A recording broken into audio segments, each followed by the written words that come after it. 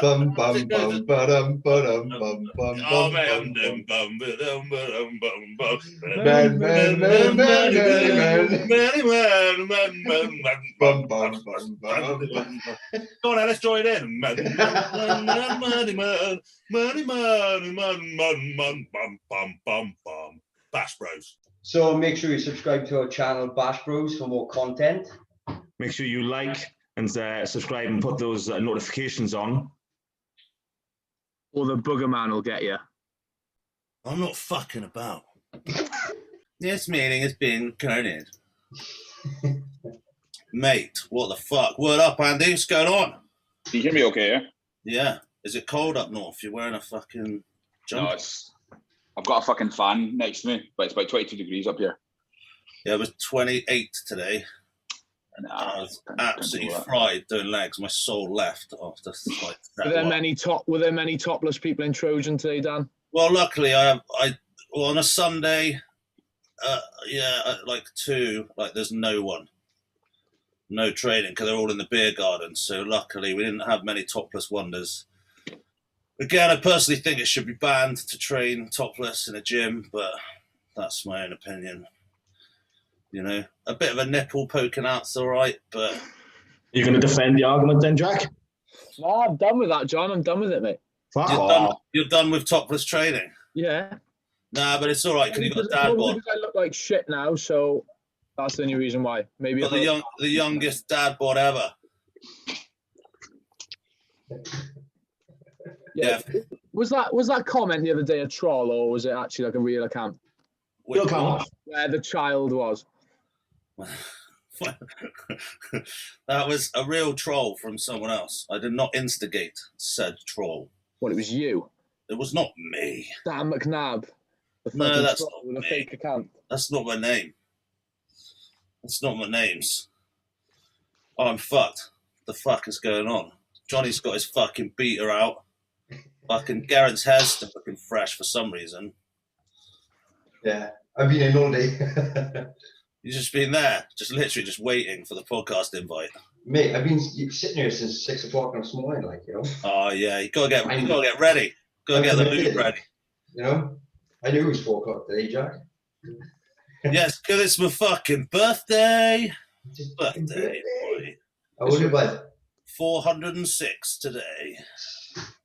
I remember last year it was your birthday on the podcast as well last year, so we've been going that long.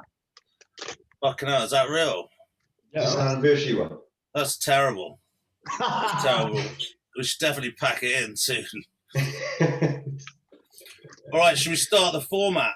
We all know who Andy is. It's big in the game. I think we should let Dan do the intro this week. Yeah. Intro, what number are we on? 43.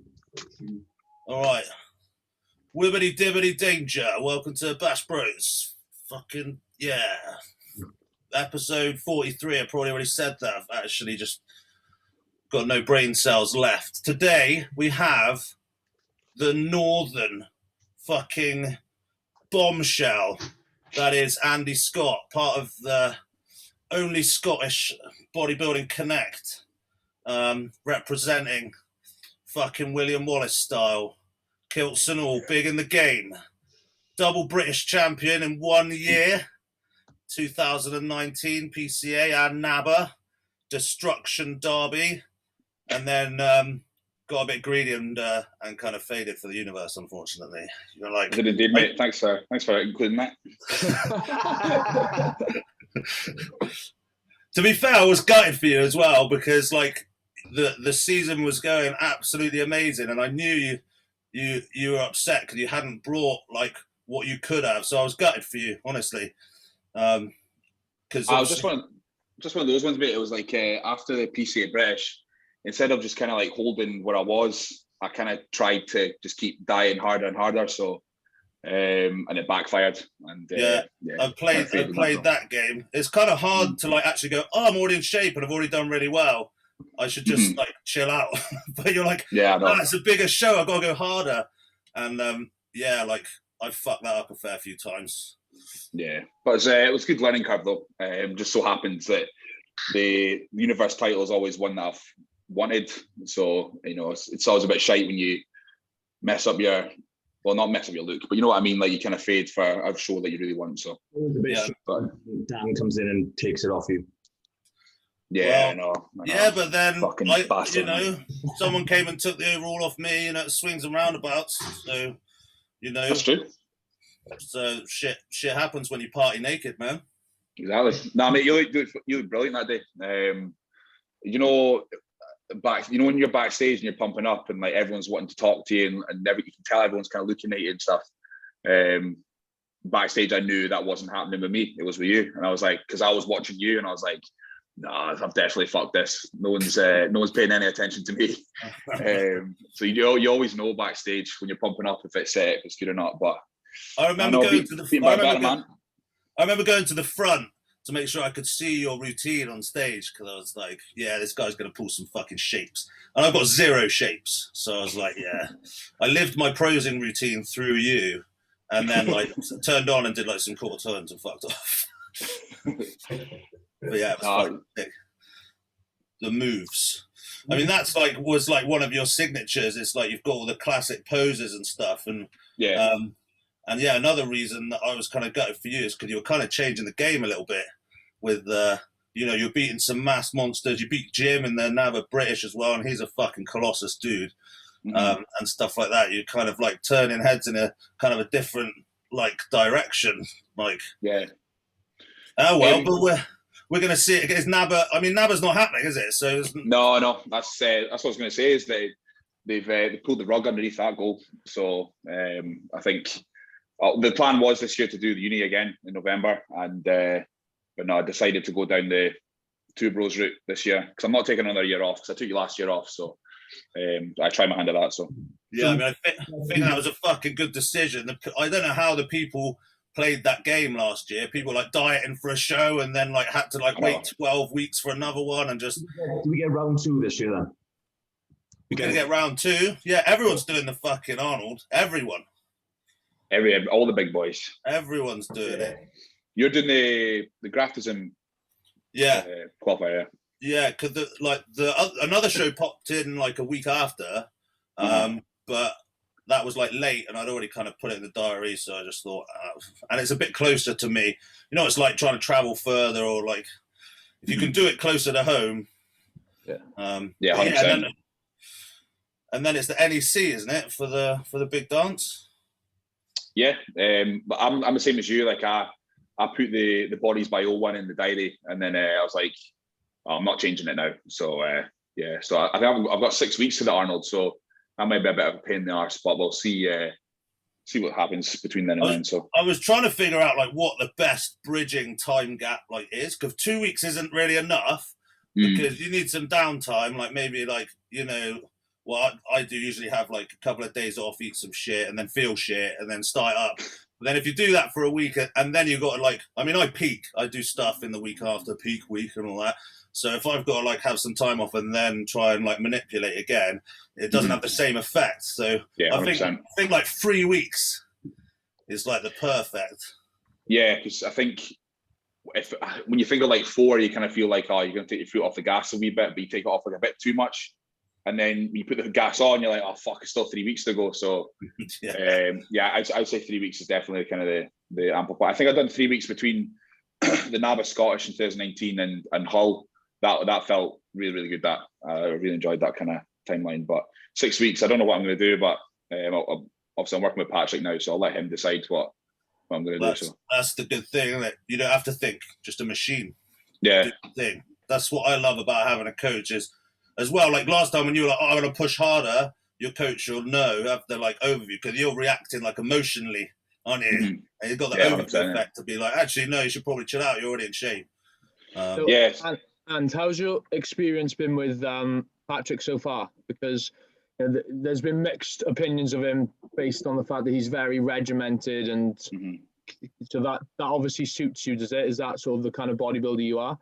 Yeah, 100%, mate. Previously, before going to Patrick, my off seasons were a bit like I wouldn't say shambles, that's a strong word, but like I'd have like my diet set like around it all the time, but I'd still be eating shit on top of it, and I found myself kind of like not knowing what I wanted to do in the gym and that sort of thing. But when Patrick brought in that kind of regiment, like even times like different supplements at different times of the day and stuff, you know, it's very regimented, and you know, he's no cheat meals. He doesn't say don't have any cheat meals, but you kind of know like you can. So I think I've been with Patrick for a year. I've had five cheat meals. So, and like when I say to him, I'm like, Patrick, I'm going to cheat tonight. He just completely blanks it. He doesn't even fucking acknowledge it. So you're on your own for that one.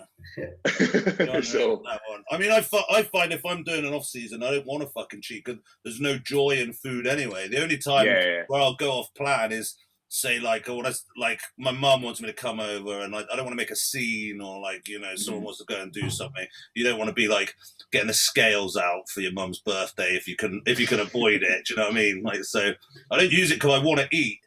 I don't know how you are with food. Are you a big eater? Oh, massively, mate. Yeah, 100%. I fucking love food. Yeah, everyone I talk to is fucking. Well, we had Lewis Breed on, and his lowest calorie intake for the pro card was 6,500 calories or something. Fuck's sake. Yeah, and he was eating what? That's just unfair. 8,000 in the off season. Like, but the thing is, he probably was hungry on 6,500. He's probably hungry.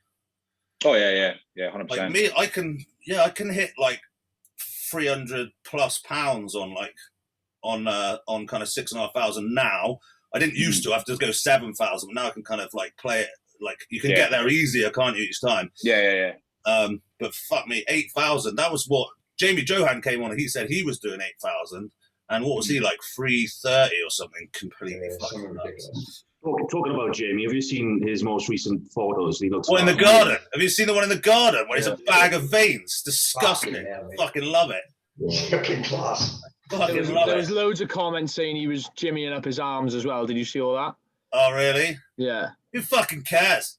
Who cares? Who gives He's a always fuck? had massive arms. Who gives a fuck? Yeah, but the thing is, okay, cool, you've jimmied up your arms, but it fits everything else. So what's he doing? Jimmying everything? Probably not.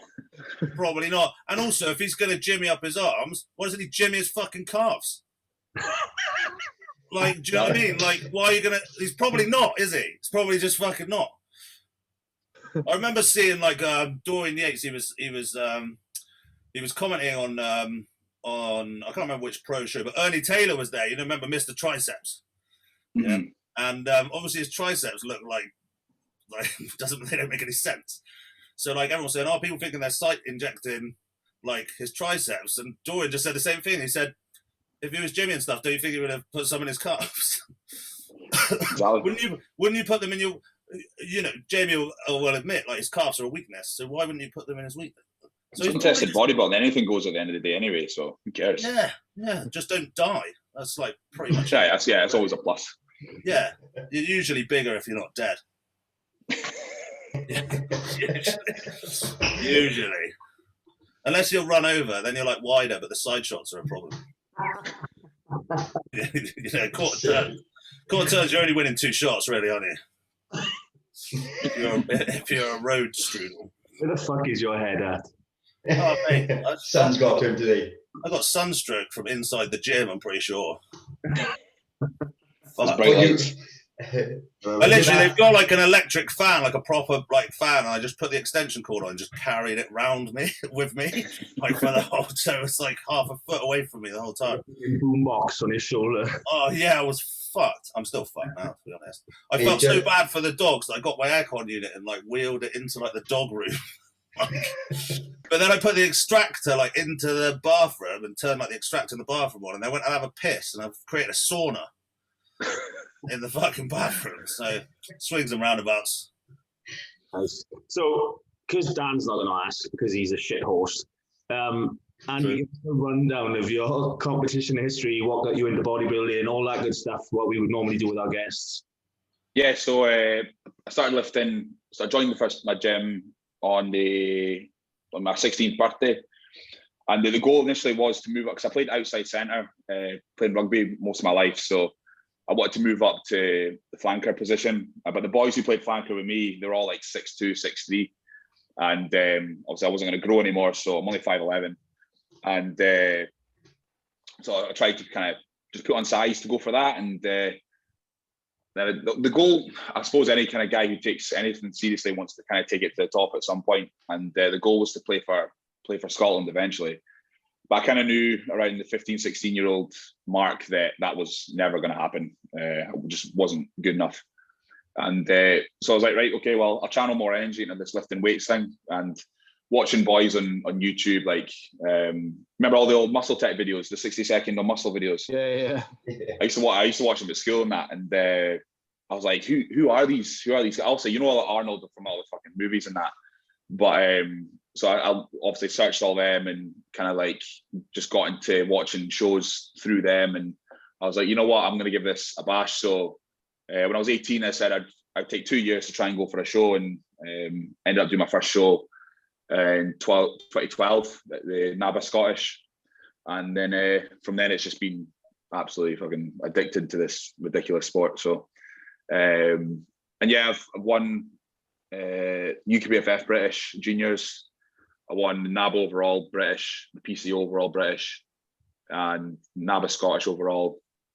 So yeah, it's been a good process. But like I said before, is that the guy who got me into bodybuilding, Graham Park, he was a Mr. Universe. So I think I always just kind of had like that title in my head as like being like the number one, and like that was always the end goal for me, was the NABA Universe. But obviously everything that's happened this year, that's not an option. And like I said, I'm not taking another year off to wait for the universe to open up. So I thought I'd go for the two bros route this year rather than waiting until I got kind of universe title. So yeah, that's kind of where I'm sitting just now. So how old are you, bud, if you don't mind me asking? Just turned 29. So you go back to the time then? Yeah, hopefully. Start everything, like I was saying this to my training partner the other day, like I keep jinxing stuff. So I'm like, I've never had problems with my knees, and now I've got a knee injury. Never had problems with my bicep, now I had a bicep injury. Like, it's all these things are slowly creeping in.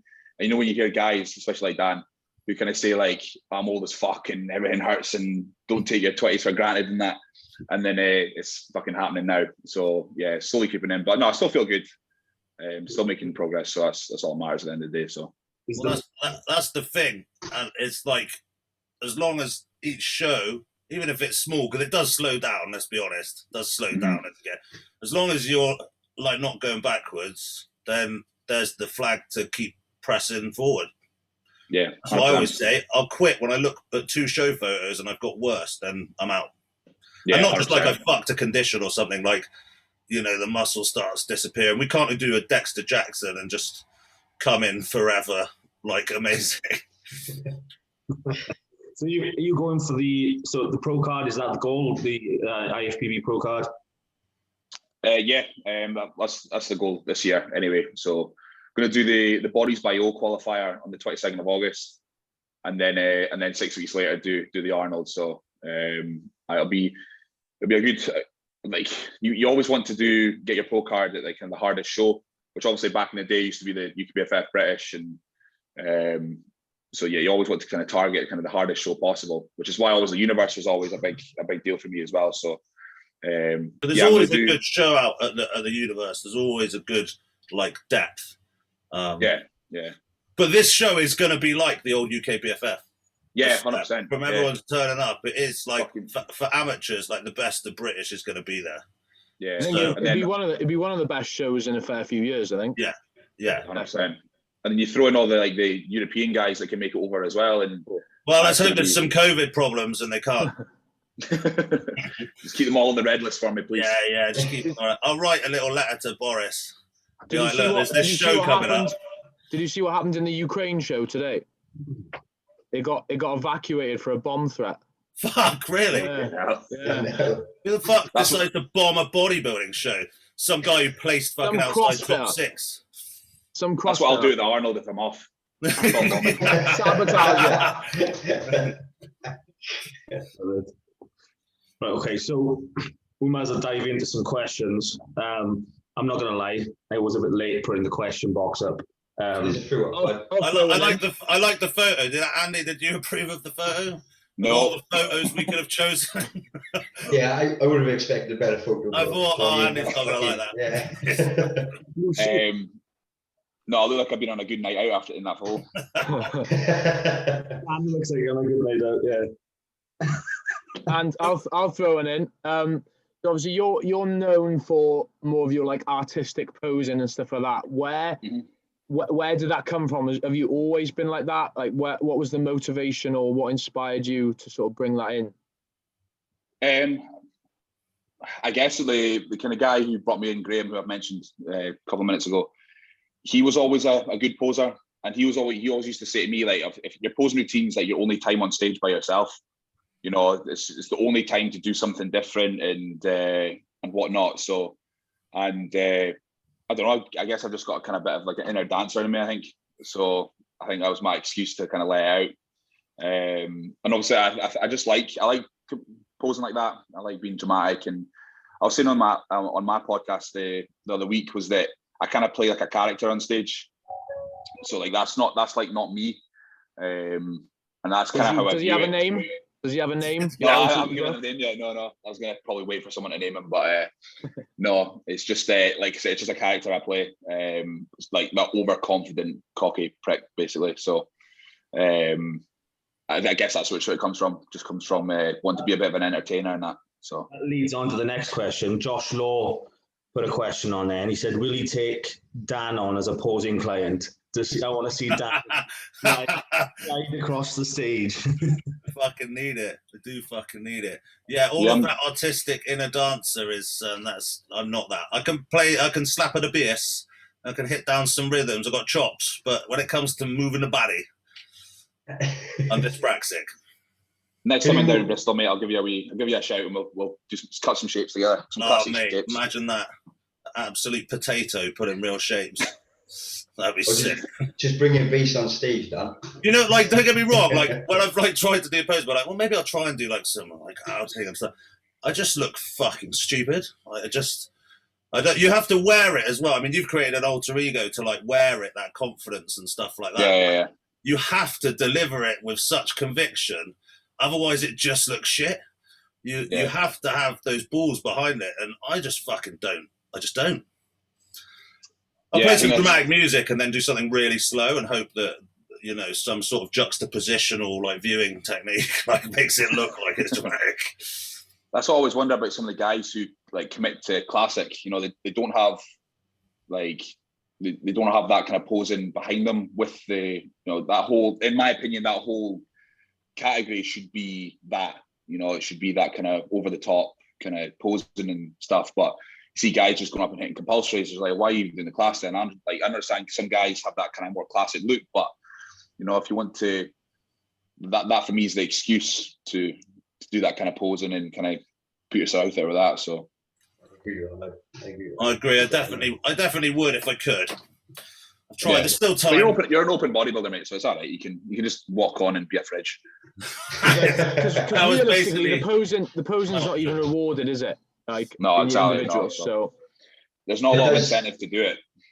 It does make you stand out, though, doesn't it? As you say, like, you know. Yeah. No, but also it's good for the sport because it's not a spectator sport. There's not a lot for people to like view and enjoy, and you know, and that's one of the reasons that fucking competitors are being charged 200 quid to compete. Is because no one's paying to fucking watch.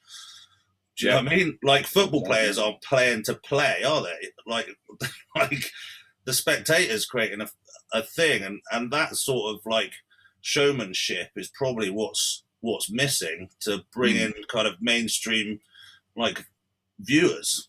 Yeah, 100%. Do you think that it would change though if they did even score the posing routines? Oh yeah, you fucking have to. Yeah. You have to. But I've done them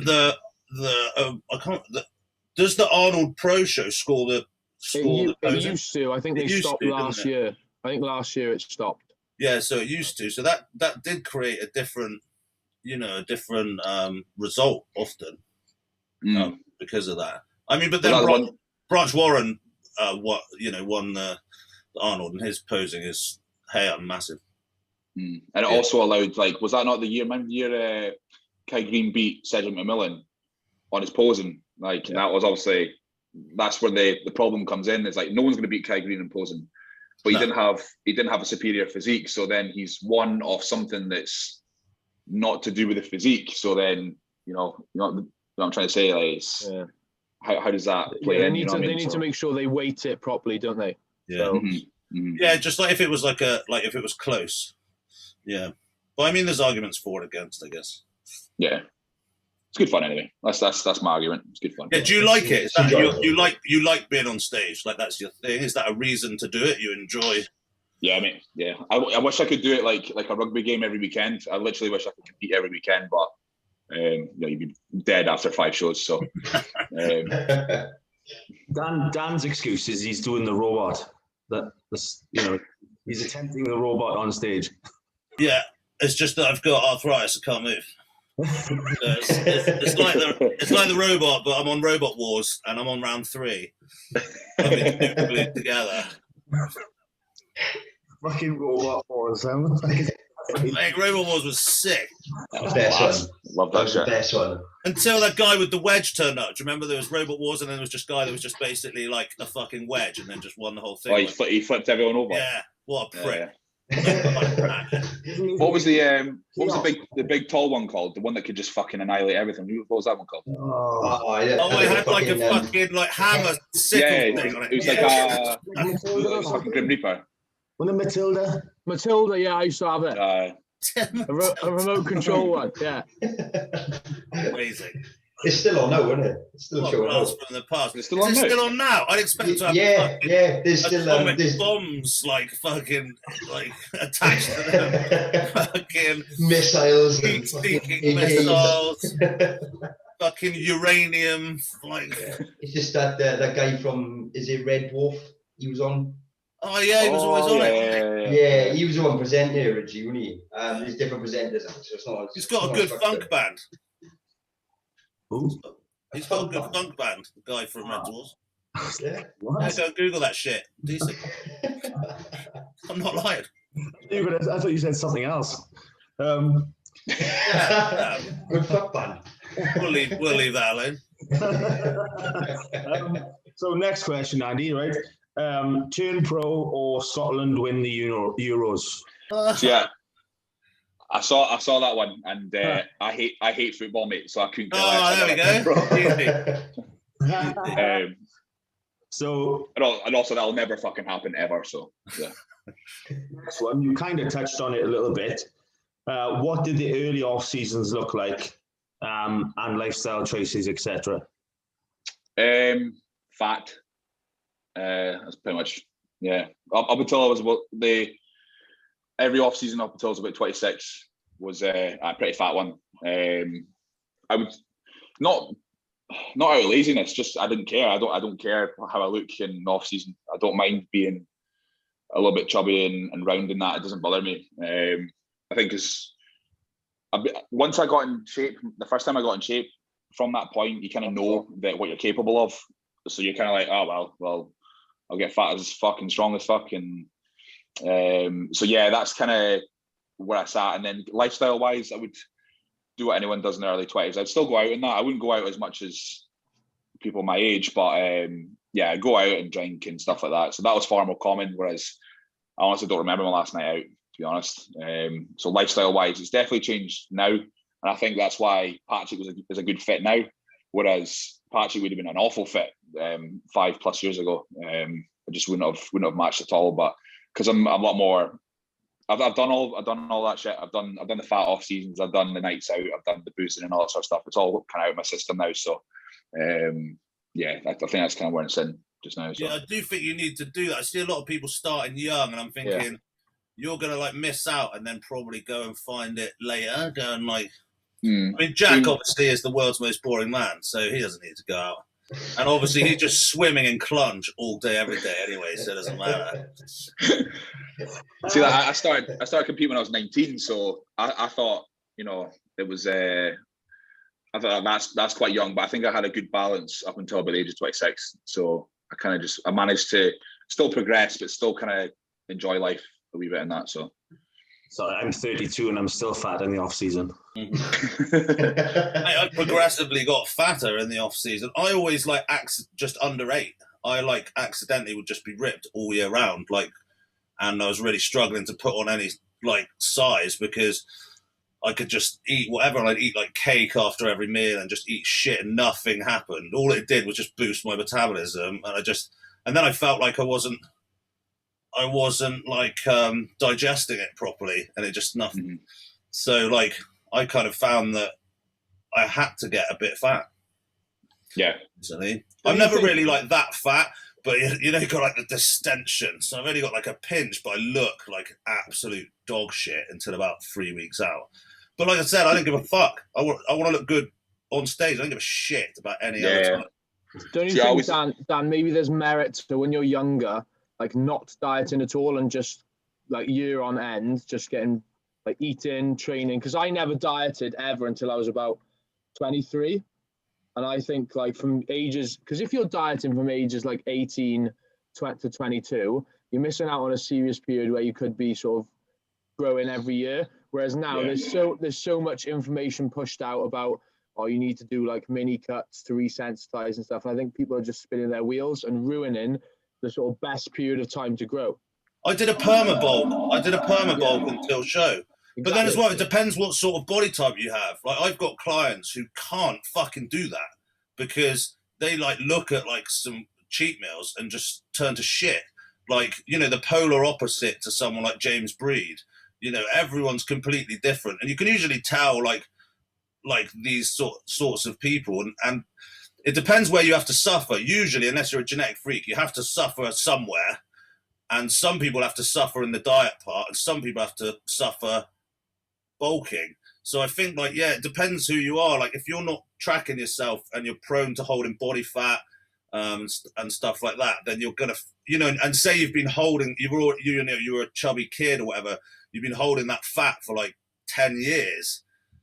The first time you go in and take that fat off is fucking hell on earth. I say to people, it's like you've been holding that like 10 years. The first time you skim that off, like that's going to be hell, unless you're naturally like a slim person that's had that. You're going to have to dip in and do shows, you know, again, or do cuts to kind of, so that fat hasn't been sitting there so long. Yeah, 100%. Yeah, Jack, I think the whole mini cut thing that does my nut in as well, especially guys 25 and under. Like, yeah, fucking stop worrying about how much fat you hold. And obviously, there's obscene levels of fat where you're like, come on, man, you know what I mean? You're probably doing a lot of damage health wise being that fat, but like in the grand scheme of things, like it will come off. You know, it will come off. And yeah, I think one of the good things that not caring about how I looked, that allowed me just to keep pushing when I was younger. I wouldn't want to be that fat now, but yeah. Do you think your rugby background played a role in that as well? Because I know it definitely did with me. Like no one was like lean, so they were all roughly the same sort of body type. We just wanted to train, get stronger, and I think that was very beneficial to me because I already had like a fairly decent physique just from playing rugby and just eating. Yeah, playing outside centre, that's probably quite more of an athletic position. So that's where I was. I looked to the forwards, and I was like, that's where I wanted to end up towards, you know, as I got older. But and they were always fucking, even back then, even at 13, 14, you still got fucking guys who are 6+ and 16, 17 stone, and I always wanted to be that. So in the old off seasons when I was just getting as big and kind of monstrous as possible, that was always an appeal to me. Probably, like you said, because it's just from that kind of rugby mindset of just being a fucking unit and trying to rip people in half, basically. It's very similar for me. Ironically, I went from youth rugby to first team rugby, and they told me I wasn't big enough. Yeah. Mm-hmm. I was playing semi-professional rugby at the time, and I was playing 6. And I wanted to be a 6 first team, but they told me that I was only big enough to be a 7, and I hated it. So I went during the downs, obviously the off season. I decided to pile a load of weight on, and that kind of ended my career because I put it on too fast and I ended up with like severe shin splints. And then I got offered the prop position, so I think I overdid it. That's when you know he's taking too far. It's like, oh, you're playing prop this season. I was like, I guess I'm definitely prop now. Fuck's sake. All right, okay. Mate, my comp was fucked up. Yeah, I was the smallest boy in the team, and they picked me as number 8. I got fucking rinsed. I was 7 stone compared to these boys. Fuck it. And they put me as number 8, mate, and they fucking rinsed me. That was a joke, surely. I was. I'm sure they just didn't want me on the team. Let's just try and kill him. Yeah, get off it quick, like. So, Andy, bodybuilding idols. Definitely Dorian, for sure. I'm gonna be pretty cringy, mate, and say like Nick Vandal, who used to help me. He's definitely one of my idols. Not just who he is and what he's achieved in that, and being obviously from where I'm from, it kind of like plays close to home in that. So, and definitely Anth. I watched Anth coming up as well, and definitely those top three guys are definitely kind of where I would consider like idols. So I'm actually going down to Ultraflex on Thursday to train with Anth. So he's not fucking about. No, are you working with Anth again this year? Yeah. We align like perfectly, you know. Cool. And he's become quite a close friend, and it's just we kind of like with what the stages of the different prep and stuff, we're already kind of on the same page. It just you know, and he's a super knowledgeable guy, and like just no bullshit, just no smoke, just whatever. You get a man hug if you win the show, and like, but he's not fucking, it's not fucking about. But also, I wanted to like Nick Vandal. Fuck me, conditioning, mate. Yeah, I know, it's fucking insane. I was fucking skinless. Like it was nuts. I remember I think there's a show where he was him and Dean White. Dean White was in shape, like hard. And then Nick just looked disgusting. I fucking loved it. Was that the Free Classic?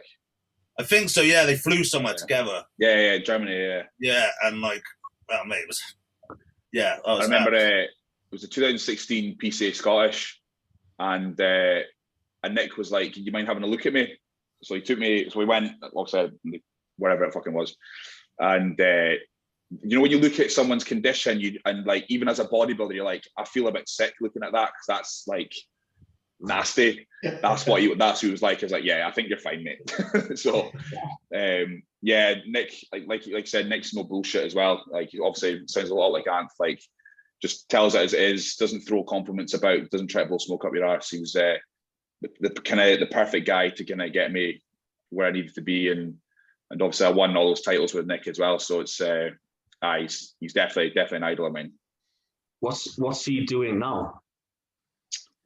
I don't think he still trains in that, but I think he tossed with the idea of doing getting his pro card, but I think injuries and stuff like that, and he's quite high up in his career and stuff. I think there's a lot of things that are in play that kind of have pushed that idea out of his head, but you never know, he might come back and do it. You never know. So Amph took 6 years off.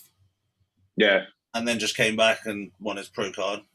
So maybe Nick will come back. Maybe you need to get him on the podcast. Disgusting. That's a fucking good idea, actually. That is a good idea. Well, the thing is, I said on my podcast, I said to Greg, like, we should get Nick on because obviously he's one of the best Scottish bodybuilders of all time. And so I texted Nick and he was like, nah, it's not my thing. Like, cheers, mate. Thanks for that, mate. Oh, yeah, well, I'll text him some dick pics. Soften him up a bit. Dan will slide into the DMs. He just gets blanked anyway. So, mate, I've had so many blanks. The thing is I've tried to like get women on the show to like, you know, kind of like make it a bit like more. And I think like the women that I message like, hey, you want to come on the podcast? Like, think I'm just a sex offender or something. I've just got the face for it. Like, who's this weird guy sliding my DMs? I just hit like solid blanks like all the time. Or they'll be like, yeah, cool. And then I reckon they must ask someone about the podcast. And they're like, back on that. Fuck me. Is that what Aaron did? Yeah. Aaron Thompson. Yeah. Yeah, Aaron was like, yeah, cool. And then I think she must have like Googled it. Actually gone on your profile and be like, nah. Went to your profile. I was like, mate, I'm not letting this fucking Burns victim fucking torture me. No, I've watched you since the start, so it's I was glad you gave me a wee shout out, a wee message, wee DM on in the slides. I think she is deep in prep, so I definitely didn't want to like just like try again. She's like, yeah, you know, when you're like, oh mate, I'm not looking forward to doing this podcast when I'm like deep. I think I'm gonna have to hit the cancel button a couple of times. I'll just come in with my fucking AIDS face, just like dribbling. Fuck. fucking eat sweets. I'll have to get Ellis to come and like replace it. One of my Frenchie come and do the. What we'll do, we'll increase the frequency of the podcast for a couple of weeks, just so we have a couple in reserve. Oh yeah, that's not a bad plan. Or like see if I've got a high carb day. Oh, but then I have to go to the toilet like 9 times, shit myself inside out. So there's no like. So it's all right. We'll be all right. I'm all right. I can usually sport. I've managed chatting shit on show day. I'm sure Andy will vouch for. So 100%. I'm sure we'll be all right. Yeah, it's slightly different there, though. You are actually a bit more energetic on show day. So the next question is from our resident fucking comedian. Oh God, on this guy. This guy. You're 2 inches deep in your mum, and your dad. Say again, John. Say again. John, you're gonna have to say that again because the boys cracked up. What the fuck? This guy every fucking week. How does it get worse? Dan, is he related to you? You're 2 inches into your mum, and your dad is 2 inches into you. Do you push forward or back?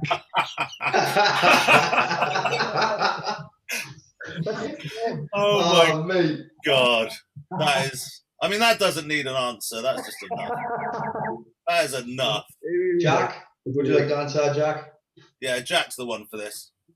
Go on, Jack. Why are you insinuating I'm the one for this? You're definitely the guy for this because you're natty, and you know you have to find your perks elsewhere. You got bullets for everything, bro. And you still live at home, so it's a possibility. Go on, Jack. What's the answer? I'm gonna have to say back. That's not the right answer. You have to. I have to.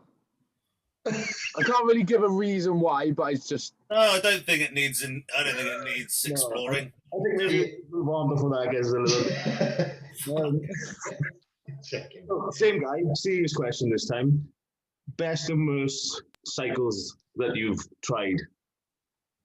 Best cycles. Best and worst.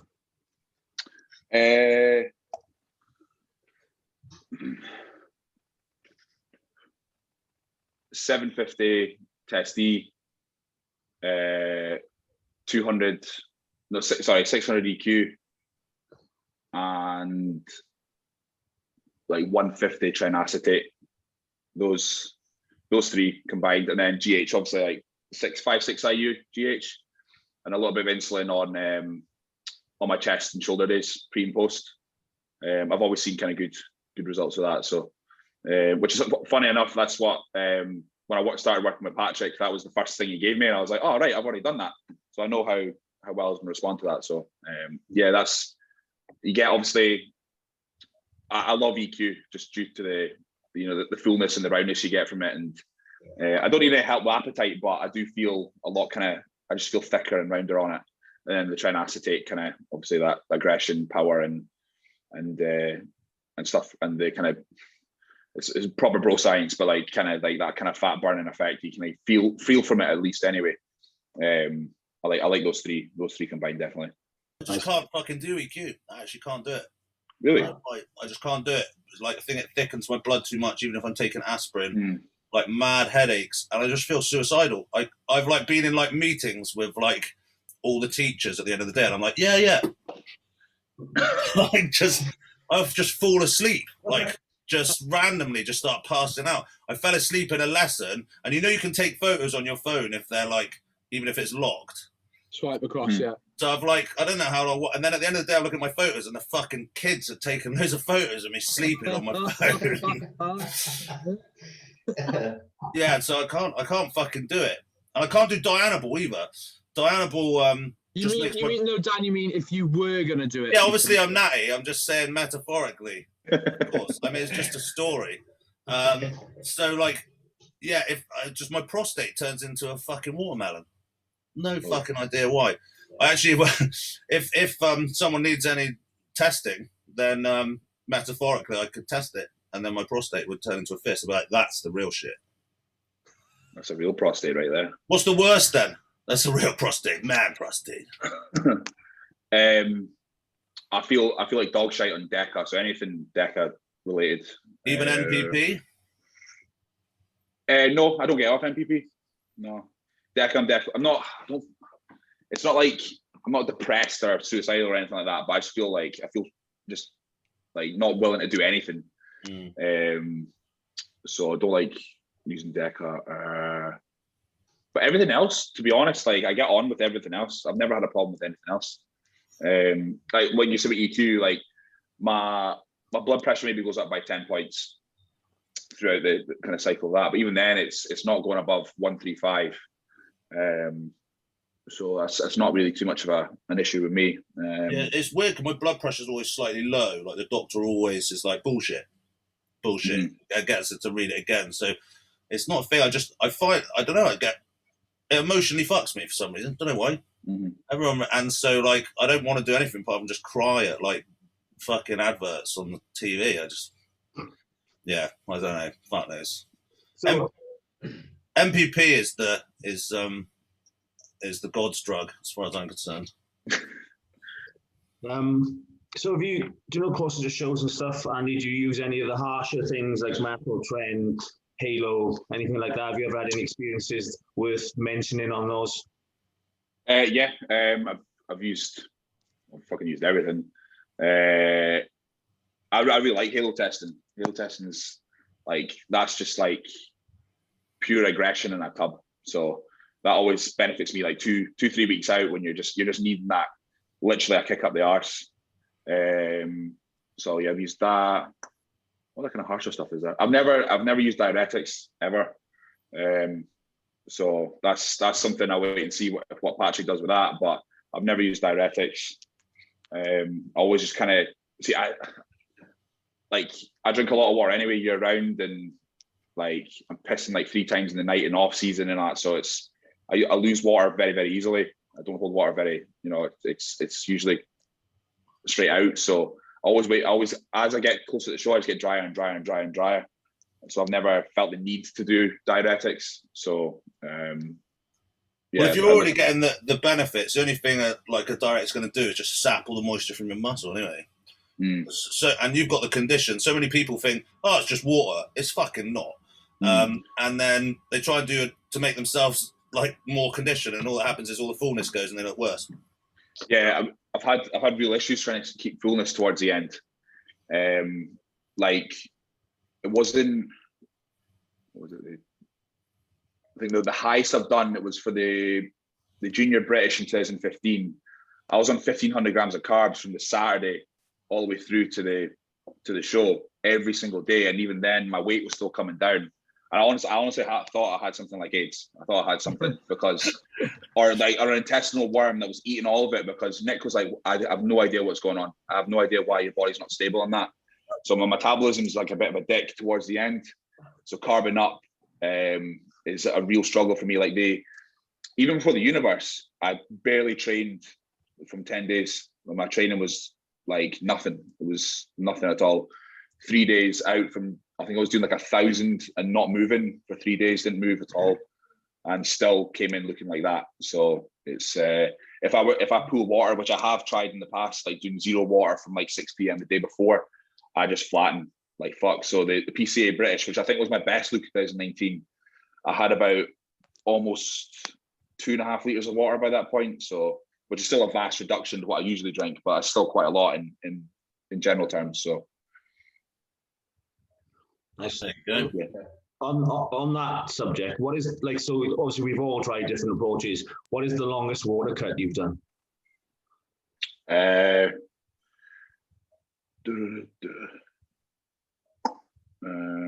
I travelled down. So the UKBFF British Juniors in 2013,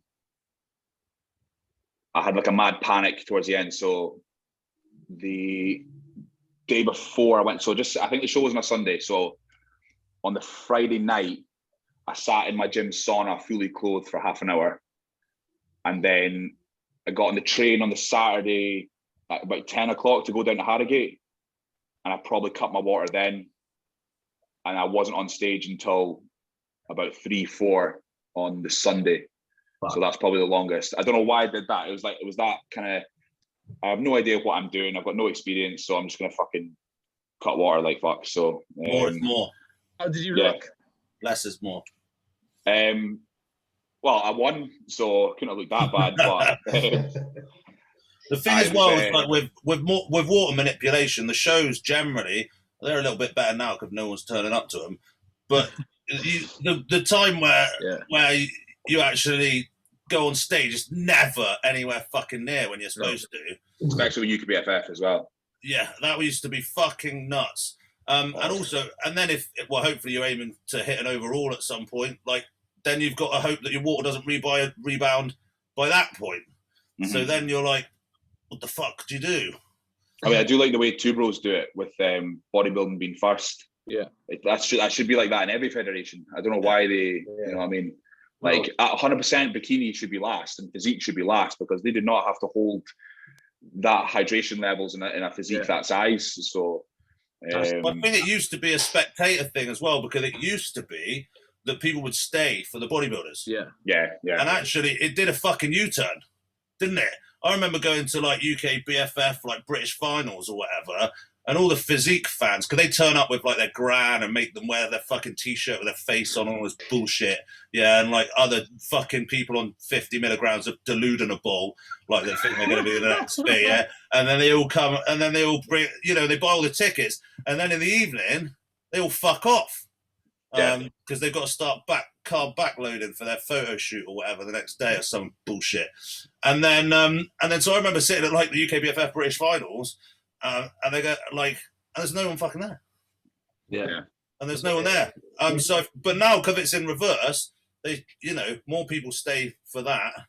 So yeah, it makes sense. And then it's obviously it's much better for us. If you're not sleeping the night before, you're waking up at 5 a.m, aren't you? From like sleep that you haven't had because you've woken up 97 times in the night to check your abs are still there. Every time you have a wee, you're like, yeah, definitely more. Yeah. It was even worse. So I found with NABA was that because obviously Dan, Andy, obviously and myself, we're all class 1, so we're always last. I found that because they didn't judge the evenings show, I always looked so much worse in the evening. Because I get judged in the morning and I'm like, there's no way on this earth I'm holding it until 10 o'clock tonight. So I just go down to KFC or some shit. Well, I remember seeing that, and sometimes some people would like go and just you'd see them Weatherspoons like sinking pints at like the fucking at the NABA West, and then they'd come on and they look fucking amazing. Some of them they'd like sunk 2 Stellas and had a roast dinner or something. You see the evening show, like, fuck, like should have done that. It's like that thing you'd never have the balls to do. You'd never have the balls to do it though, would you? Like eating fucking 6 Big Macs before you go on stage.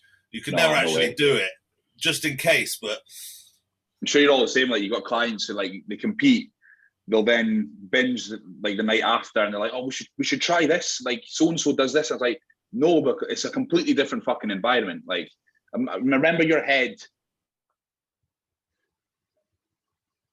5 minutes before you're about to go on stage, how fucked it was. You really think having a fucking cheeseburger is going to make you look better? 100%. You're gonna stand there and fucking panic the whole time.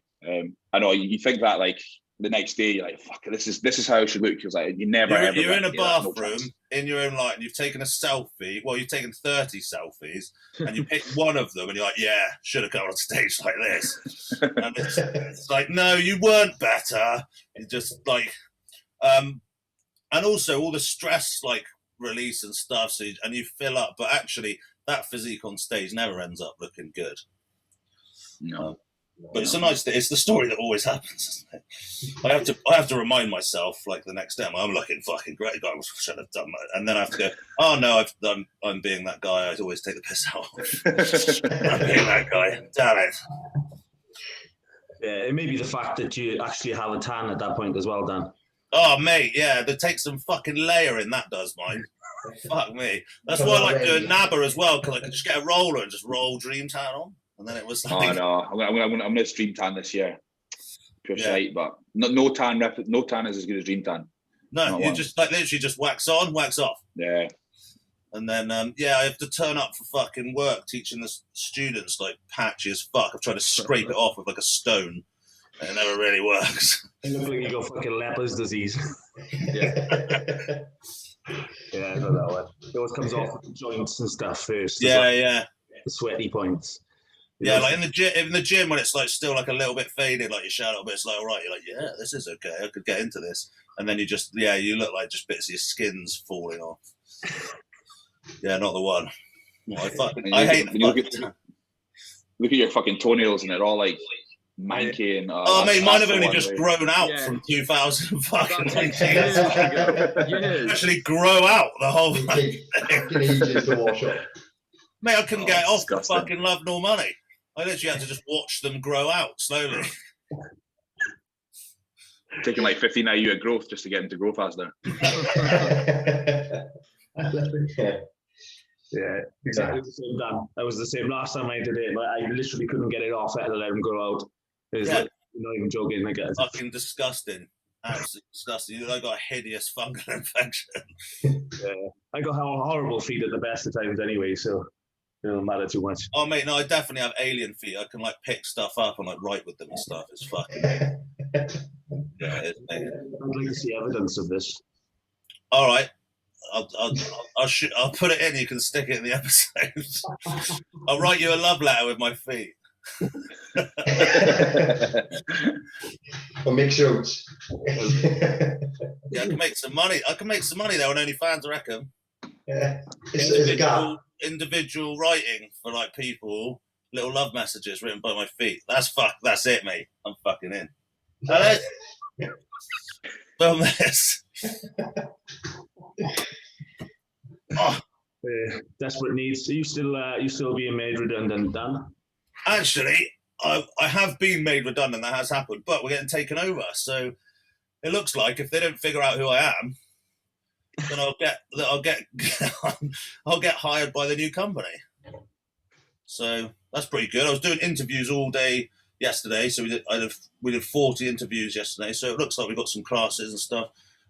We already had a few firms, so I think we're back in action. So that's good. Nice. So you're not going to be a full-time influencer now?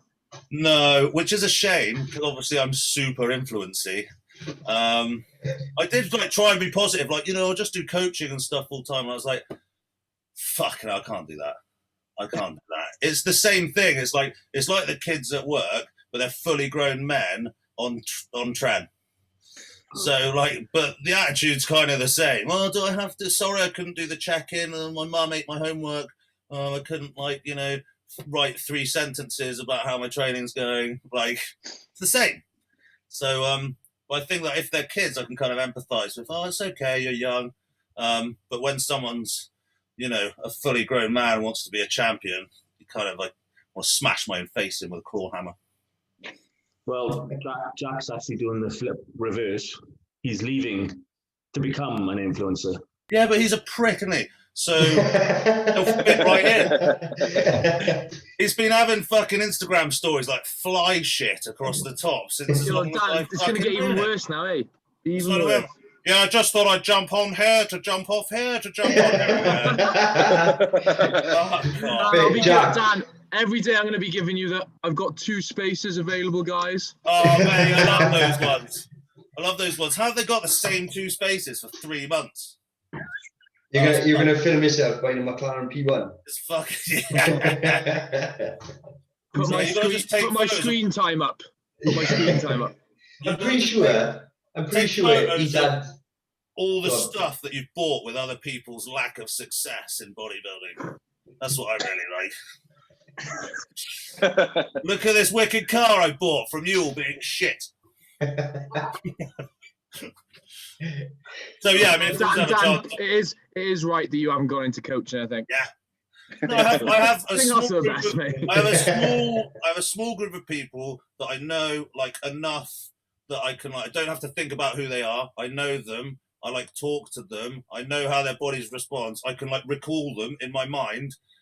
And any more, I think I'd really struggle to keep the knowledge to help them enough. I don't know. I'm sure people with loads of clients, there's different tiers of where everyone wants to be and stuff like that. But I like to have tabs on it, just like at work. I like to have tabs on all the students and their needs and their abilities and everything, without having to like go and use reference software and go, oh, who the fuck is Steve? What does he want to do? Oh yeah, oh, he wants to get massive. Yeah, Tren. Yeah, you know, like. So I prefer it like that, and I think more clients would stress me out. And I do like teaching when it's good. I do like teaching. Basically, do you know, it comes back to what you said, you're sort of aligning with your coach. So, like, there's not many people on this earth that can align with you. I chat a lot of shit on here, but, you know, I've got some, I don't throw stuff on Instagram. I've worked with lots of people, not shouted about because they've got their own PT stuff and things like that. I'm on the down low. I'm not advertising. I'm like doing like, you know, and that kind of thing. But I have a good relationship with the people that I do work, and I think people know what I'm like. I'm not going to suck them off and tell them they're great. That's not. Well, I might suck them off, but I'm not going to like tell them that they're great. But that's like a little bit extra. This the tier system I was telling you about earlier.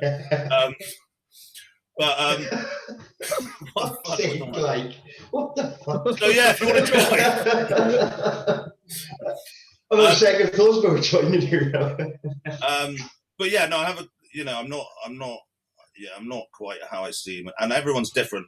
And I have a few lifestyle. I have quite a few females as well, actually. So what they want and lifestyle, like client people like that, and being able to be flexible enough to suit everyone. Obviously, everyone always says consistency. But if you set out consistency in a way that is flexible enough to suit someone, that's more important than actually someone doing something ridiculously rigid. Because you give someone something rigid, if they can't do it, they'll like pretend they're doing it, and then they won't be doing it, and then they won't see it, and you just see them kind of fizzle off and stuff like that. So you have to have that baseline, like, openness and be like a good communicator, which obviously you never see it. I'm a teacher, but I can't actually do it. Like, you know, and it's the same thing with this with the students, but I couldn't do it full time. And I think as well, if you're a coach as well, it's not always going to work. And so you have like, I'm sure people that are full-time coaches, Andy, that's your thing as well, like having the confidence as well to be like, me and you aren't compatible. I don't know whether you've had an experience like this. Like, it's just not a thing, and breaking that, having the teaching thing, and that means that I can take less of an emotional hit. I'm someone who's like, if I do something and it's my main thing, then I have to climb, and I'd like, do you know what I mean? I'm like that sort of person. And I'm a very good teacher, but with the emotional attachment with bodybuilding and how emotional people are, having that as my sole income, I don't know, I think it'd be too much for me emotionally, because I take the journey with them. Do you know what I mean? I'm not ticking boxes. That's not what I'm doing. Yeah, I think that's one of the hardest things for me in the beginning. Was I come from a hardcore bodybuilding background, so then when like a lifestyle client is constantly falling off plan, not doing this, giving you all the emotional shit that they do, you're kind of like what the fuck? Like, you don't know how to respond to them and that. So it took me a while to kind of be able to kind of acknowledge that not everyone's a hardcore bodybuilder and can eat the same thing for a year. Yeah. So, but they can still, you know, some people might like, you know, they want to do it, but they love the training, and like, you know, and so that people that will ask me if they coach, even though I don't really like put it out there, they've seen like videos, or they're into AMF and like Leroy, and they're into the kind of HIIT training, like philosophy, and they just want an insight into that. And like, we do some PT sessions and do stuff like that, and like, some people just enjoy it. And if you can make something that's flexible, as long as you manage their expectations, you know, if you do half the diet, you probably get half the results. But if you're happy with that, then that's cool. Yeah, 100%. But yeah, it's hard, and I think I get too emotionally attached. And I like I like doing more than one thing. Like, music's a huge part of my life, and so is bodybuilding. And I like to be able to switch between the two, because doing one thing can be like, oh, you know, and just having like one is like a respite from the other, sort of. Mm-hmm. Anyway, I spoke about real stuff then. How was that? Yeah, I've always wondered, like, how do you boys find obviously coaching and competing at the same time? Do you find it a bit of a struggle, or is it? I'll let Andy's more experienced than I. I prefer dieting while my clients are dieting as well, because I'm less inclined to. So say someone is saying, oh, I feel like shit and like I feel really run down and training's not as fun and like I'm not getting the same feeling when I'm training, because I'm pretty much in the same position. Yeah. And I'm just fighting through it. It makes me just a little bit more kind of ruthless. And whereas if I'm not dieting, I'll be like, right, it's okay, mate. Right, okay, maybe we'll consider a high carb day, or we'll consider maybe taking a wee deload of the next 3 days. I think when I'm dieting myself, when my clients are dieting, I'm just a bit more ruthless, I would say. And but I think that benefits the client, though, in my opinion. Yeah, Yeah. It benefits them to be that. So it's a hard balance though as well, because you should never judge someone by your own standards, should you really? So because I'm like literally like, if I was just going to do how I would like to receive the information, which is like AMF, because I was like, the Clem went up and I felt really shit, and he just went, pussy, shut up. And like and I was like, oh yeah, okay, yeah, I'll do that. Like that's kind of, I like that. I don't want anything. I don't want it. But then if I just applied that, what I would like, to everyone else, I'd have no client. Well, like 1 or 2. Do you know what I mean? Just because I like that kind of autistic style of just this. Because I'm into that. A lot of people aren't going to respond very well to It's the same with the It's the same with your teaching, though, isn't it, Dan? So exactly, that's why differentiating how you deliver everything. So cool. Hey, don't worry, mate. I fucking got my master's in education, mate. Don't fuck with me. Well, bought it on eBay, mine. on the fridge with your Naba Pro card as well. Yeah, well, no, I bought that, and then I bought Ryan's 36-page bodybuilding. How to teach, how to bodybuild, and now, anyway. Steve's got a Vanquish sponsorship now. Has he? Yes. Yeah. Are they doing T-shirts that will like fit one side tighter? Fucking hell, John! Oh wow! Yes. Why were you thinking of buying one? Well, fire! Oh, blah blah blah. How do you think I thought about it? Fair enough. Yeah, Andy, have you ever had any serious injuries? No serious ones. No, I've slight tear in my right bicep and slight tear in my left calf. But other than that, no. I've been pretty lucky from the beginning. So those are 2 areas where you can afford to tear a bit off. Yeah, I mean, I didn't even know I'd done the bicep until years later when a physio dug his thumbs into it and found he's like, yeah, you have got a tear there. Because I still suffer from this. Is like massive, like painful tightness through the brachialis, because that's having to compensate for the bicep tear. And he got his fingers into it. And he was like, yeah, there's definitely a tear there, which I would have done about 5 years ago at this point. If I'm looking back to the time where it kind of all kicked off, and then I tore my calf just before Christmas. So. But yeah. Did you do it doing anything fun? Did you do it doing anything fun? Fighting a shark, or was it like wiping your ass or something? It's usually a shit story, isn't it? No, I was doing a cluster set, squats. Ah, yeah, that'll do. So I just wanted it done as quickly as possible. So I basically just let the negative plummet on the first couple of reps, and it felt like someone opening a zip up the back of my calf, and then there was like a big bruise at the back of it. So I've got a video of me doing it, but I've never uploaded it. So look, I hate like that, like, when people are like overly emotional for no reason, just to kind of make the video, whatever they're doing, dramatic. It almost looks put on, so I'm like, I'm not putting that up because people would think I'm putting it on. So, but yeah, I tore my calf doing that. So yeah, I fucked my calf, but I don't really have a calf, so it was like the space where my calf should be. Shit, you gave yourself a bad shin splint. Yeah, I had a bad rear shin. But it was when I went to go and train with Amp last time. He was like, "Oh man, we do fucking 700 kilo leg press," and I was like, "No, we won't." And he was like, "Yeah." And then the first rep, I just heard pop in my calf, and I just thought, well, if it's the end of my bodybuilding journey, I may as well do the 8. So then I thought, like, if this is the last set of my life, I may as well, because if I can't train legs, I may as well quit, because like those are the one thing that I need to do like more. So yeah, I did it, and then they got like the buffer out, like a car buffer out. So it was a bit, anyway, it's fun. It's all right now though, because it never really existed. All of this was actually just an imagination of if I had a calf. and just projected it. My training partner ended up in A&E today. We did. Yeah, what happened to him, man? Yeah, Frost. safety bar squats. No, die. Die. We're doing safety bar squats, and we'd done the top set, so we were doing just doing a set of Widowmakers at the end to finish on them. The back off set. And he only had two Flush set. and he came on the way down. It just popped, and What popped? his knee. Ah! Yeah, so he's in A&E. I mean, he had an X-ray, and they've put him in a strap now until tomorrow, until he can see the specialist. So yeah, well, not great news on a Sunday, but yeah, I stayed and carried on. Yeah, wheel him out. I remember actually I was training with my training partner Josh at one point, and I was doing leg extension. I snapped the cable and I kicked the fucking the pad, but it's obviously like got the metal where it attaches right into his chin. It just exploded his face, and he was just like, and I was like, "Fucking hell, you're right. You need me to drive to the hospital." And he was like, "No, you got to finish legs, man." I was like, "Yeah." Like, so yeah, he had like 8 stitches in his face. I thought it like the cable had like slit his throat because it was like fucking projectile. Like I was like, "Oh fucking hell, he's dead."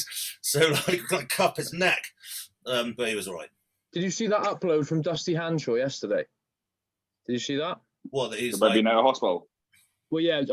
What did he do? I think he ate a piece of steak, didn't he? And then it got lodged. It ruptured his. Yeah, imagine esophagus. how that must have been. What was it? The whole steak. Well, he posted a picture up yesterday of like the floor where he was standing, and there was blood, like thick blood, all over the floor.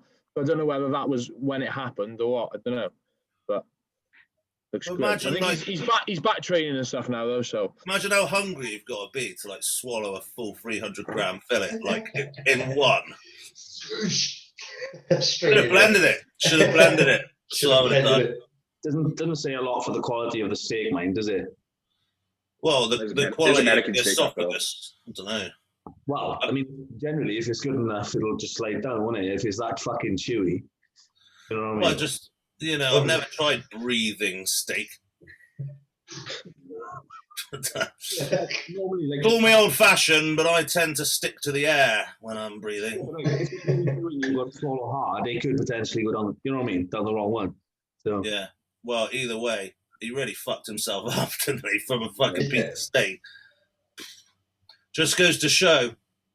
But I bet his GoFundMe didn't get as much as Ryan's. Yeah, I don't know. Did it do all right? I don't know.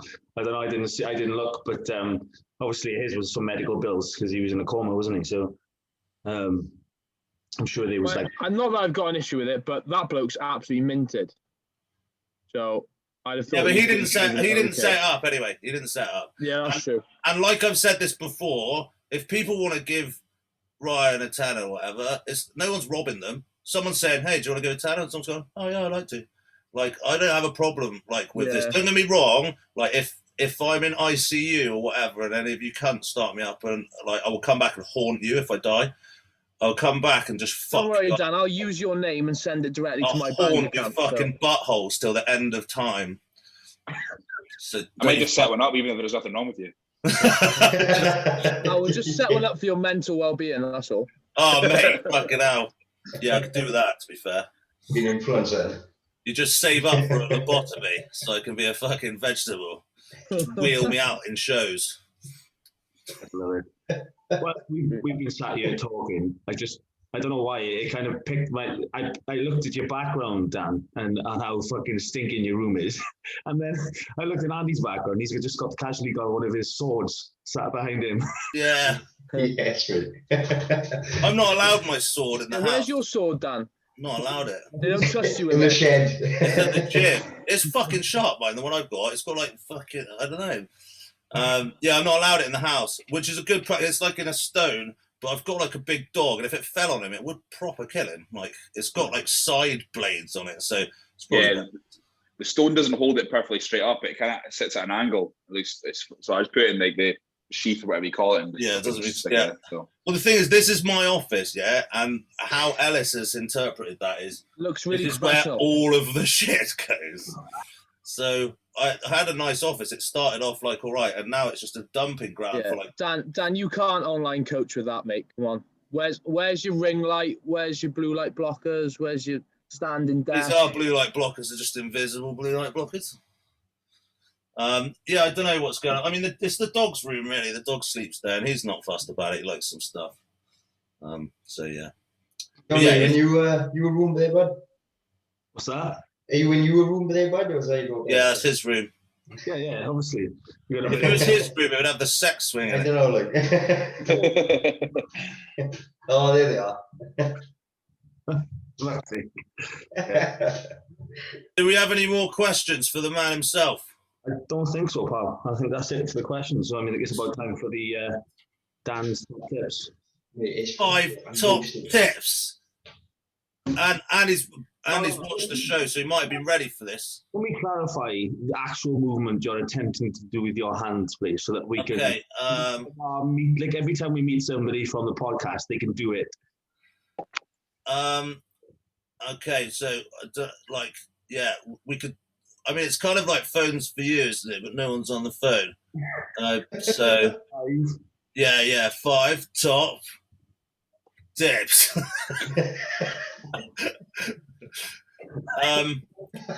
Yeah, I reckon that's it. 5 top tips. That's it. Nailed it. There you go. There you are. Okay.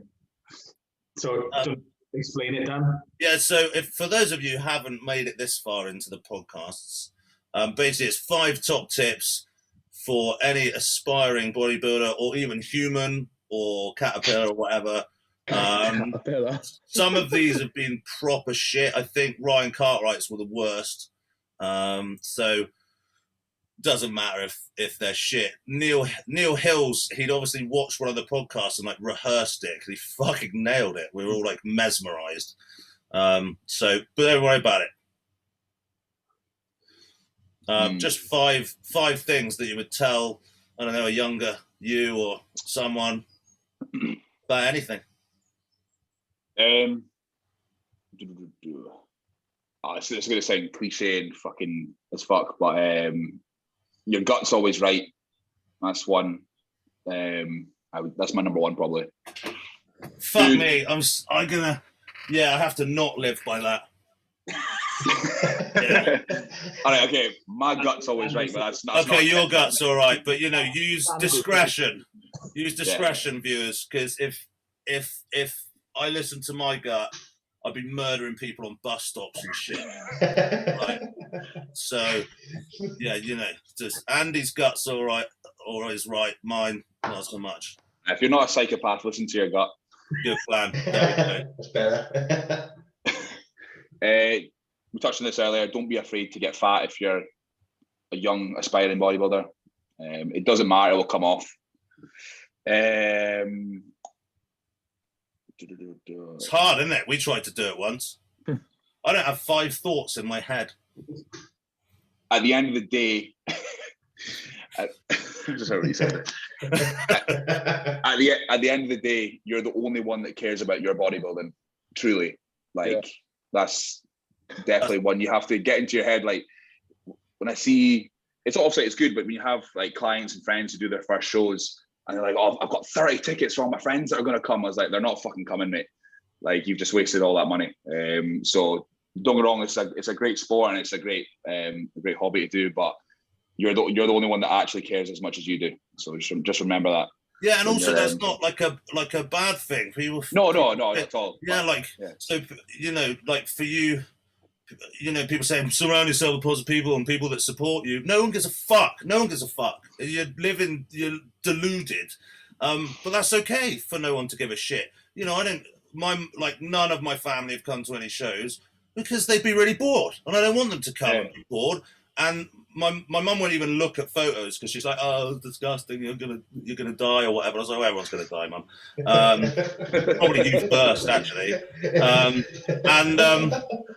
And so, like, that's cool for no one to give a shit. But people get angry about this sort of thing. So, yeah, it's a really good one. It should be blaringly obvious, but by the state of Instagram, it's not. So, I like that one. It's good. It's good. Number four. Oh fuck! This is hard.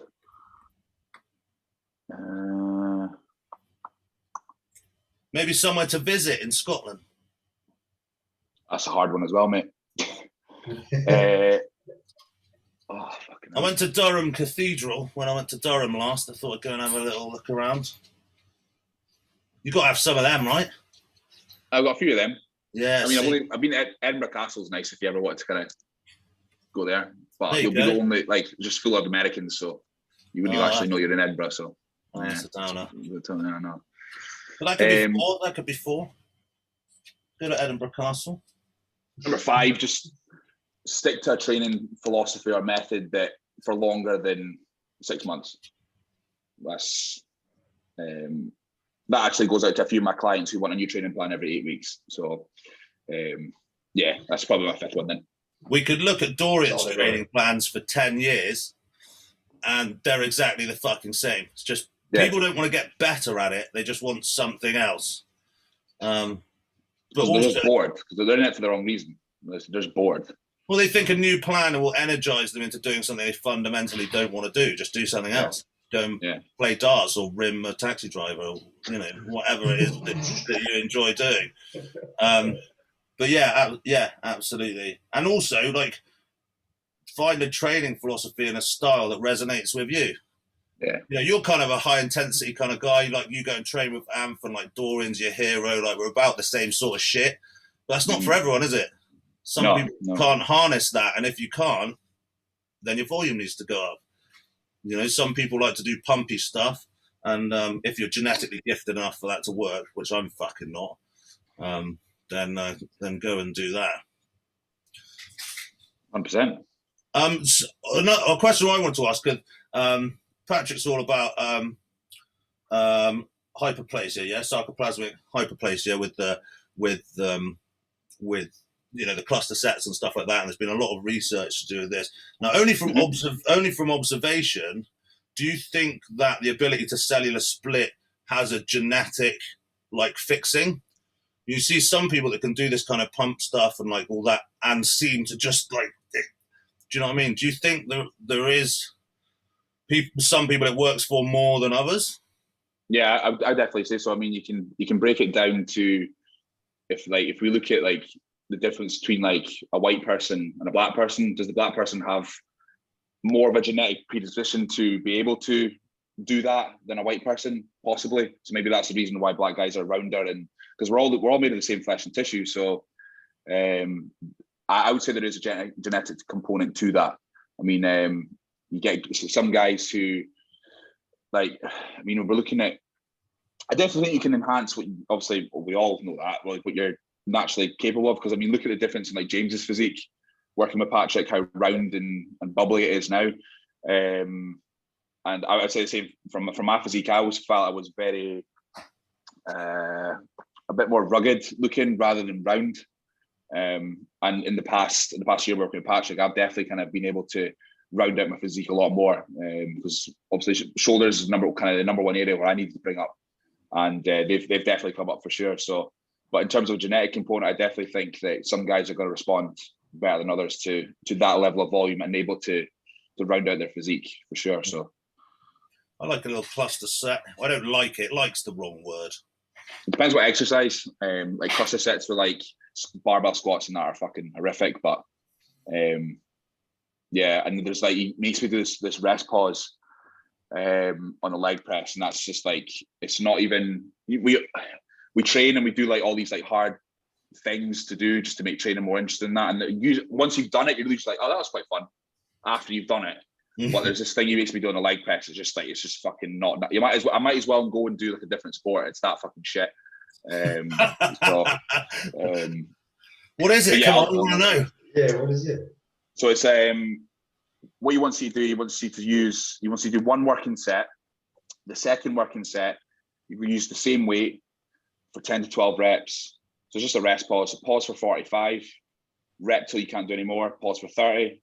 Do it again, pause for 15, do it again, pause for 5, do it again, and then strip the weight back 50%, and then do pauses at the bottom until you can't do any pauses, and then so it feels like it lasts about 4 hours. Oh my god, So that sounds horrendous. I was Yeah. literally in the heat today. I was sad about just doing normal rest pause 10-second intervals. That's how I don't think I would have survived that. Yeah, when you made me do the full SST system, that was the brunt of that for the life of the leg day. So, do you do that just for one exercise in your day? Can you recover more? So that would have been the third. I think in the SST program, that was probably the third exercise he has you doing that, and then I can't remember it because it was ages ago I'd done the full SST. But yeah, that was the thing that was ingrained in my mind the most because it was the worst thing. So I do fucking hate like drop sets and like rest pauses on leg presses or the squat press. It's just or the squat press. There's something about it, the way it gets harder. So you're like lulled into this false sense of security when you're in the dead. So it's probably going to be fine, and then you're just like, not fine. Fuck. All right, man. Well, that was the 5 top tips. It's been sick talking to you. Waiting for my invite. That must be in the post to come on the Silverback podcast. It is actually, mate. So yeah, must be coming up. You know. But yeah, and good luck on your prep, and well, maybe we'll do some. We'll do a Nick Walker kind of thing. We'll be like, yeah, you wait until you're in pants, and then you're fucked because I'm gonna be oily, and then so and we're gonna cuddle. Yeah. I love it how they try and trash talk. But I tried to trash talk with like Matt Tofton the other day, and he was like, "What are you doing?" I was like, "Yeah, you wait. I'm gonna be in." It just doesn't really work, does it? I saw. Obviously, when me and Greg decided that we're both going to do the Arnold, because Greg's my best mate as well, and we're kind of, should we build up some hype for this show? I think it'd be really good if we just like trash talk each other. It's like you leave a comment on his Instagram, and then 2 seconds later, I'm like, "Hi mate, how you doing?" You know what I mean? Like you're back to being fucking mates again. It's like it's shit. There's no point in doing this. If we're gonna do it, we better do it early though. Do you know what I mean? Like right now, just starting right now. Yeah, I'm gonna get off the podcast right now. Be like, "Right, fucking pants," because when it's probably really fun until about 3 weeks out, and then you're just like, "Fuck these guys," and then you're like, "Fuck, I'm taking this personally now." Yeah, no, I'm actually upset because I get upset about fucking everything. Like, do you know what I mean? Yeah. If my dog looks at me in a certain way, I'm like, "The fuck do you want? What did I do? The fuck do you want?" And Ron's only got one face, which is sad, and they can't look at me in any other way. I did actually want to talk about Greg a little bit because your training style, you've got quite similar physiques. Obviously, like is that? Do you reckon that's just an accident genetically, or your training kind of creates something good, powerful, lower body, both of you, and stuff like that? I don't know. I think we kind of we trained together on and off for years. I think Greg's always just kind of been like he loves the same style of training as me. And then I coached Greg in 2020 and 19. So kind of whatever I kind of do has kind of rubbed off on him a wee bit. But he's kind of developed his own system now, and he's working with JP now as well. So, but yeah, in terms of physique, it's that kind of look that is developed from that kind of horrible 1-2 sets to failure, complete failure, and that. So he trains fucking hard, like so. Yeah, I've seen your videos and stuff. You're definitely giving it. You got Ant's seal of approval. He doesn't like. I remember actually before the universe, it was like, "Oh, fucking Andy came and fucking giving it some, mate. Fucking." Yeah, I watched the podcast where you brought that up. Yeah. Yeah. Like, fucking. Yeah, he always fucking winds me up like before the show, and I'm like, "Haha, really funny." And really, I'm dying inside. I'm like, yeah. That's the only reason I'm going. That's the only reason I'm going down on Thursday, mate, is to find out what you're doing. Mate, it sounds like we're doing similar sort of shit. I like to break it off, and I know you do too. And it's like we should maybe one day try and meet at Durham. So I'm definitely going to go up a few times. So if we can get that on the link, that'd be sick. Yeah, we were trying to organise a session with Leroy in late July as well. So, well, say no more. I'll fucking see you there. I'm just going to find out what it is and just turn up. Hey. I've only just noticed the names on this. When were they changed? Yeah, that's fucking 10 minutes ago.